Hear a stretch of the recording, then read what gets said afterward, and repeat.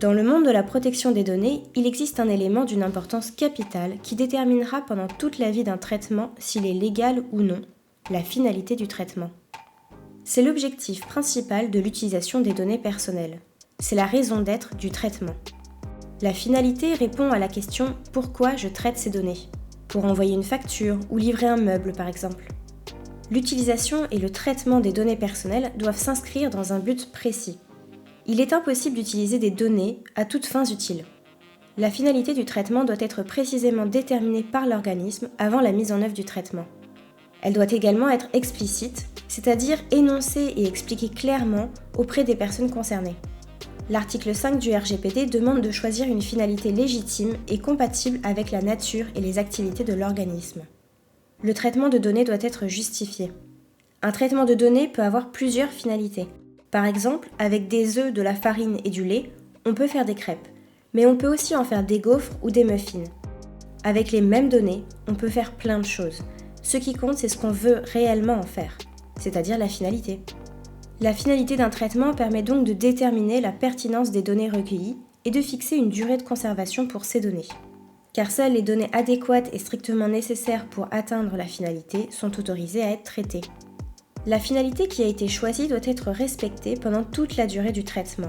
Ça paraît simple dit comme ça, sauf qu'en pratique c'est un peu plus délicat. Avec le temps, l'organisme peut vouloir utiliser les mêmes données pour d'autres objectifs. Alors comment faire évoluer la finalité ? Si la finalité doit évoluer, cela doit être en toute transparence envers les personnes concernées et dans le respect de leurs droits.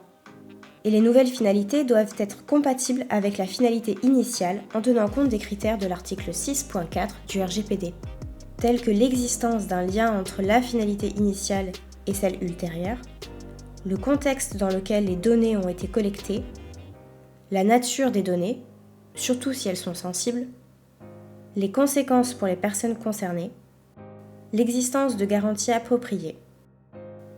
Certaines utilisations de données sont toutefois considérées par le RGPD comme compatibles par principe.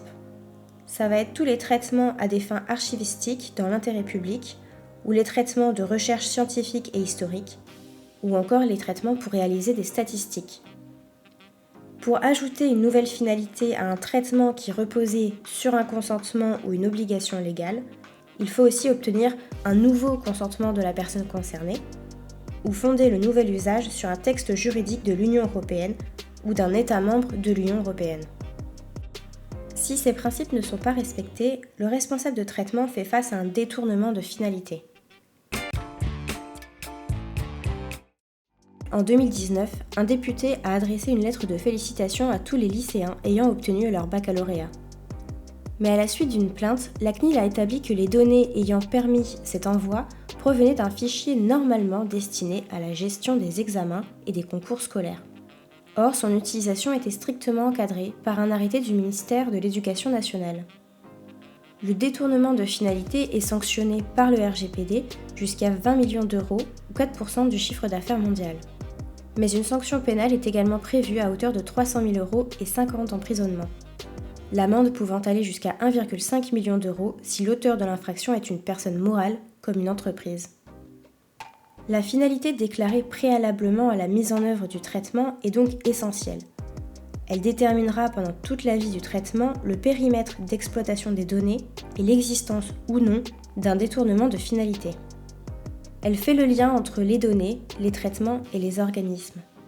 Il est donc nécessaire de prévoir dès le début l'ensemble des besoins susceptibles de naître et de réexaminer régulièrement le traitement pour s'assurer qu'il soit bien conforme à ses finalités initiales. Si cette vidéo vous a plu, n'hésitez pas à appuyer sur le pouce du juriste, à laisser un commentaire, vous abonner ou bien regarder les vidéos déjà sorties. Quant à nous, on se retrouve bientôt pour une nouvelle vidéo.